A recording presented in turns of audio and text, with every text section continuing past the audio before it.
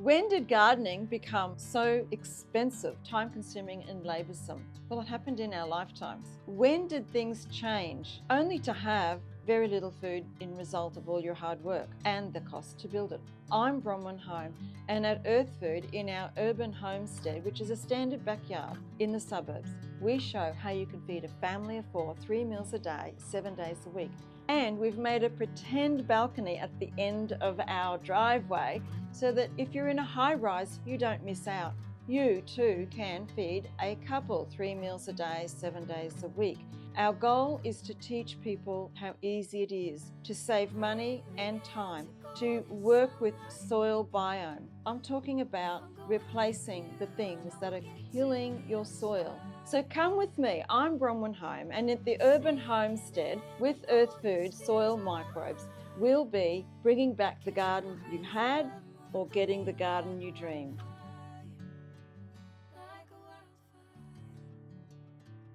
Today we're talking about seeds. Voila!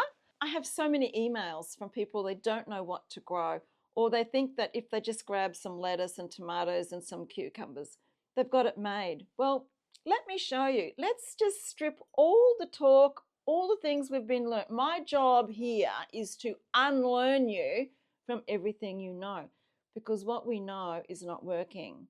Let's just say we're going to make a salad for tonight's dinner. So let's say we've got, what would you put in there? You'd have lettuce, tomato, maybe a couple of eggs, maybe some cheese. Let's think about maybe you have some leftover vegetables in the fridge that you want to throw in, or, let's just be reasonable. This is a pretty standard plate, right? Would you consider that? These are 2 pieces of lettuce. Now, I'm just going to typically tear, this is just one of those toss salads I'm thinking of making. That's a full plate for one person, 2 big lettuce leaves. When you're designing what you want to have in your garden, that is a forever food producing garden. In my urban backyard, I consider 2 leaves for 4 people. I don't take them from the same lettuce.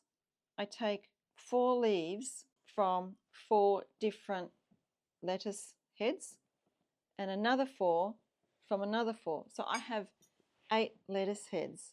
Now I grow them tight. The traditional way is they're supposed to be this far apart. I don't. I bring them closer. 2 reasons.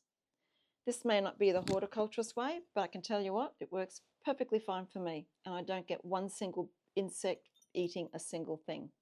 I put them closer because insects attack sick and dying plants. That's their job. When they have a reason to come on your garden, it's you've either got sick and dying plants or sick and dying soil. When we have a healthy lettuce leaf, even a grasshopper might have a little nibble, but will not stay and eat the lot. That's it. If I have eight heads of lettuce this far apart, that means when you use biology, the actual leaves stand tall, stand to attention. They don't lie out flat, which is what we're used to seeing. Why is that? Well, there's no soil biology in the soil in the first place. So they actually don't have structure. Structure comes from the minerals in the earth. The biology, this one, soil biology, earth food, it unlocks all the minerals in the soil. Why is the soil bound? Well, it's because people insist on using things like glyphosate and other various chemicals. They work by binding the minerals that starves the plant. They're called desiccants, means dry out. We have a product here called Earthfood Maintain, so if people have to kill weeds, guess what? That one doesn't. It's a suffocant. It will just kill the plant, not the soil biome, and your pollinators. You've got 2 leaves of lettuce. Now, if it was 2 people, there'd be 4. Or maybe you would have half. That's half each, right? And then you're filling the rest with the other foods. It's not a lot. We're not going to chop up the whole lettuce and fine slice it. We don't need to do that. So with this, bear in mind the number of things you need to grow. For us in our homestead, what we do is we've got the 8 heads of lettuce. We've got about 4 or 5 different varieties of tomatoes minimum. If you're growing cucumbers, you will take 1 cucumber. You can slice that up. But in the meantime, you've got 10, 15 growing on the vine. Use some cold pumpkin, perhaps, cooked pumpkin. Well, you only need a small wedge just to chop up to add in. So the process for thinking of what to do is really about bits and pieces. When we go to commercially, industrial commercial places to buy seeds, they're dipped in neonicotinoid. That is a chemical to basically stop seeds from growing a second generation. For example, you might get a watermelon seed in a packet. You grow the watermelon and you collect the seeds. Now you're going to grow a second generation. It won't grow. That's what that is to stop. It is unbelievable. I have here a selection of some of the seeds that I'm a fan of. We do have a list that we have available to people that they can find where to get the heirloom quality seeds in Australia, across Australia. I like Seed Savers, and Survival Seeds from Toowoomba is a good brand. They're a family-owned business. They work really hard, and they're very responsible in how they look after their seed to be able to get it to you. We only use those sorts of commercial heirloom seeds. One of the things I will say is we do a lot of hand harvesting of our own seeds as well. And I'll just point out to you, everything that has a seed in it, we collect. We have our own seed library. This here is our library. They're like little tiny envelopes. And as we collect our seeds, we put on there what they are, what month and year they were harvested. It doesn't matter what your style is. The idea is to know, geez, that's coming up to 2 years. I should get that out into the soil now. These are important. I don't think people realize we are experiencing a seed shortage. Right now, across Australia, the volume of seeds that are available to us is becoming less and less.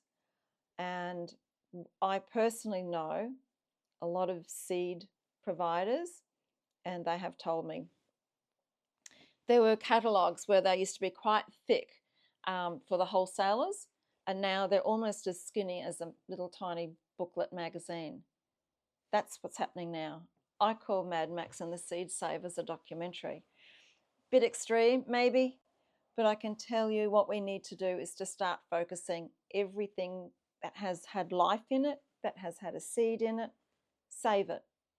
You mightn't use it, but you'll be able to sell it. Sell it to someone. You can swap it. It'll be a commodity in the future. Here's another one. Now, this one here, these are marigolds. I was just at a house recently and they had marigolds growing and they didn't know that the sticky bits at the end are the seeds. I said, you need to keep those because you can sell those. Here are some gerbras and glass gem corn. We've got some native seeds here as well. So the idea is collect them. Don't waste them. When you are starting to plant for your seeds, first thing everyone needs to understand is we can actually, what we call seed dress. So just take a little container like this. I'm going to use the Earthfood because there's like a biological effect on them. Liquid goes up, squeeze the belly of the bottle. That's probably about 20 ml. I'm just going to tip that in here, like so. Let's see, what will we grow? Madagascar beans, I highly recommend. Every garden and pot balcony should have food that grows quickly, because while other food might take longer to grow, for example, a lemonade bush in a pot, or a Davidson plum in a pot, or it could be your 8 head of lettuce, you might need, time. These actually grow rather quickly. This is great if you've got a balcony and you just have it running up and down the balcony. When it sprouts out, you just bring it back, train it back to go up and down, and it makes like a really good hedge. But it is prolific. It just puts out so many seeds, and then they dry out and you can just pop them out. We boil these and then we mash them. So you can have this like the Mexican refried beans, or you can add things to it like sweet sour sauce, or soy sauce, or whatever your thing is. You mix peanut paste with it, it doesn't matter. They're really good, high nutritious, high protein food, and great for vegans, as is Earthfood. Did you know that it's certified internationally by the International Vegan Association, because it's not made with manure? So we'll pop these in. I'm just getting this little nice, just to mix it in here. Now I can leave that in there for an hour or overnight, and in the morning I can plant these. The reason why we do this is because the microbes, the soil microbes, likes to help seeds grow. That's their job. This is not waterborne microbes. Waterborne microbes like to stay in moist environments. They don't do this work. Soil microbes do. Now, these here will be ready, and we'll pop them into the ground. We'll spray some earth feed in the ground as well. In 14 days, they'll be this high. So you can already see this is quite a fast-growing plant. The seeds probably take about 4 to 6 weeks. You can start harvesting bits and pieces. In 8 weeks, you've got a full crop. I don't bother with planting in these containers too many times. I just go straight into the ground, or in the case of the destination pot. So I use this, which is what we use when we have barbecues outside, and it protects the food from flies here in Australia. That's what happens. So, but I also use it to cover my seedlings and my little leafy greens. If you've got possums and such, it's a great way of protecting them. The idea is to write a list of food that you actually eat. What do you eat? So for most people, it would be leafy greens. If you do stir fries, what kind of food is that? Capsicums, carrots, right? You got it. And always grow sweet potatoes, at the least in your tubes, because that way you've always got something that's substantial, something with high density nutrition, and fills you up. Plus it's good for your guts. When you've got a list ready, start looking at the season. Right now I'm doing my winter, the end of winter going into spring. So for me that would include things that would be taking 4 months to grow for harvest, which will take me into the spring, and I'm in southeast Queensland. We do have on our website, yourearthfood.com, a list of foods to grow in different seasons, in different states, with your idiosyncrasies of your region. So this list is really important to work out, because we don't want waste. We don't want to have problems growing. We just follow the bouncing ball, you will get there. If there's something that you need a hand on, just send me an email through the inquiries on the website, yourearthfood.com.